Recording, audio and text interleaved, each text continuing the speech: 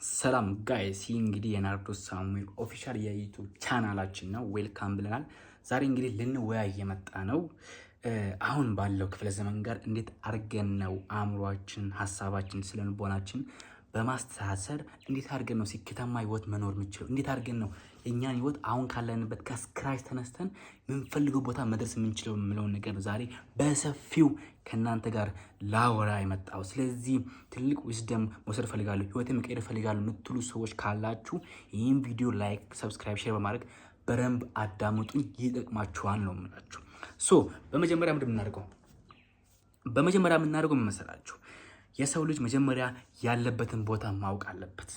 ያለበትን ቦታ ስላችሁ ያላችሁበት አካባቢ ሳይሆን ያላችሁበት የስሜት፣ የሀሳብ፣ የስነልቦና ደረጃ ይሄን ማወቅ አለብህ።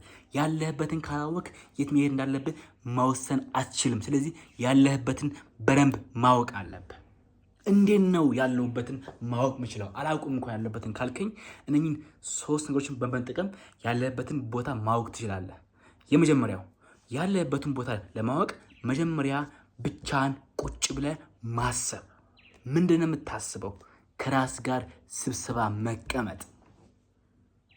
ገባ? አሁን ለምሳሌ አንድ ድርጅት እየከሰረ ሲመጣ ምንድነው መጀመሪያው ነገር? አስቸኳይ ስብሰባ ያስቀምጣል። ለምን ካላችሁኝ፣ ምክንያቱም መፍትሄ ፍለጋ ማለት ነው። ስለዚህ አንተ መፍትሄ ፍለጋ ከራስ ጋር ቁጭ ብለህ መሰብሰብ አለብህ። ሁለተኛው ደካማና ጠንካራ ጎንን መለየት አለብህ። ምንድነው ደካማ ጎኔ፣ ምንድነው ጠንካራ ጎኔ የሚለው ነገር ለይተህ ማወቅ አለብህ፣ ያለህበትን ቦታ ለማወቅ። ሶስተኛው ደግሞ ምንድነው? ራስን ጥንቅቅ አድርገህ መለየት አለብህ። ምንድነው የሚሰማኝ፣ ምንድነው ፊልም አድርገው፣ ምንድነው ማስበው፣ ምንድነው በየቀኑ ደግሜ ማድረገው የሚለው ነገር መለየት አለብህ። ይሄ ሁለተኛው ነው። አንደኛው ነው። ወደ ሁለተኛው እንሻገር። ሁለተኛው ደግሞ ያለህበትን ቦታ አወቅ። እሺ፣ ከዛ በኋላስ የት መሄድ እንዳለብህ መወሰን አለብህ። ዲሲሽን ማለት ነው። እያንዳንዱ ቀን በውሳኔ ነው የተሞላው። አንተ መወሰን ስንችል ነው መቀየር የምንችለው። ስለዚህ ህይወት እንዲስተካከል፣ አሪፍ ህይወት ለመኖር፣ አሪፍ ትዳር ለማግኘት፣ አሪፍ ቦታ ለመቀጠር መወሰን አለብህ። ውሳኔ ማለት መሰለህ ከዲሲፕሊን ጋር ይገናኛል። ላይክ እኔን የሚያሳድገኝ ነገር ብቻ ማድረግ፣ መርጦ ያን ነገር መግባት፣ ሪስክ ቴከር መሆን ማለት ነው። ስለዚህ ካለህበት ተነስተህ ወደ ምፈልገው ለመሄድ መወሰን ሲጀምር መንገዱ መታየት ጀምራል። መወሰን ሲጀምር የሚያግዙ ሰዎች መታወቅ ጀምራለህ። መወሰን ሲጀምር ህይወትን መቀየር ትጀምራለህ። መወሰን ሲጀምር ልክ እንደ ባለፈው ሰው አትሆንም። ምክንያቱም መወሰን ጀምራለህ። ሶስተኛው ካለህበት ተነስተህ መሄድ፣ ወደ ምፈልገው ቦታ መሄድ፣ አክሽን መውሰድ። ኢማጂን በቀን ውስጥ ከ100 ሺህ በላይ ሀሳብ ታስባለህ። ያ ሀሳብ ዲፔንድ የሚሆነው ካለፈው ከፓስት ላይፍ፣ ከፓስት ቢሄቨር፣ ከፓስት ሀቢት ነው። ስለዚህ አሁን የምታስበው አዲስ ሀሳብን ወደ መሬት ለማውረድ ከፈለክ አክሽን መውሰድ አለብህ። ሪስክ ቴከር መሆን አለብህ። አስታውስ፣ ኖ ሪስክ ኖ ፌራሪ ይባላል። ስለዚህ ሪስክ ልትወስድ ይገባል። ሰማኛ? ወደ ተግባር መግባት አለብህ። ህይወትን ለመቀየር አሁን ካለበት አዝግት፣ አሁን ካለበት ስክራች፣ አሁን ካለበት ህይወት ለመውጣት ከፈለግ ሪስክ ቴከር መሆን አለብህ። ሪስክ ወሰድኩኝ፣ ገባሁት።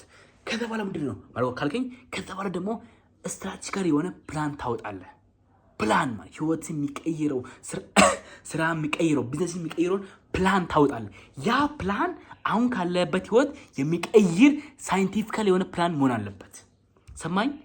እንደዚህ ብታደርግ ነው ህይወትን አሁን ካለበት ከዜሮ ተነስተህ ትልቅ ኢምፓየር መገንባት የምችለው። አሊያ የዛሬ 10 ዓመት የዛሬ ዓመት አንተ ነህ። ቀኑ ይቀያይራል እንጂ አንተ አትቀየርም። አንተ የምትቀይረው በፕላን፣ በዘዴ፣ በእውቀት፣ በብልነት ራስን ሼፕ ማድረግ ሲጀምር ነው። አስታውስ፣ የመጨረሻ አንድ መልእክት አስተላለፍ። እኛ ሰዎች ስንባል ልክ እንደ ውሃ ነን፣ ሼፕለስ ነን። ከፈለግ ቦርጫም ዳ ማድረግ ትችላለህ ራስን። ከፈለግ ጠንካራ ቢልዲንግ የሆነ ሀብታም ራስን አድርገህ መስራት ትችላለህ። ግን በዚህ መሃል ሳክሪፋይስ አለ። ያን ስታልፍ ነው ህይወትን ማስተካከል የምችለው። ስለዚህ ራስን ልክ እንደ ውሃ ሼፕ አድርግ። ውሃ ለምሳሌ ሃይላንድ ውስጥ ብከት የሃይላንዱን ሳይዝ ነው የሚይዘው። ኤቭሪቲንግ እሱ በራሱ ሼፕለስ ስለሆነ የራሱን ሼፕ አወጣም። በገባበት ነው ተመሳስሎ የሚኖረው። አንተም ራስ እንደዚህ ነህ። ራስን መቀየር ከፈለግ ለራስ ሼፕለስ እንደሆንክ በምትፈልገው መንገድ ራስን ሼፕ አድርገህ ልትሰራ ይገባል።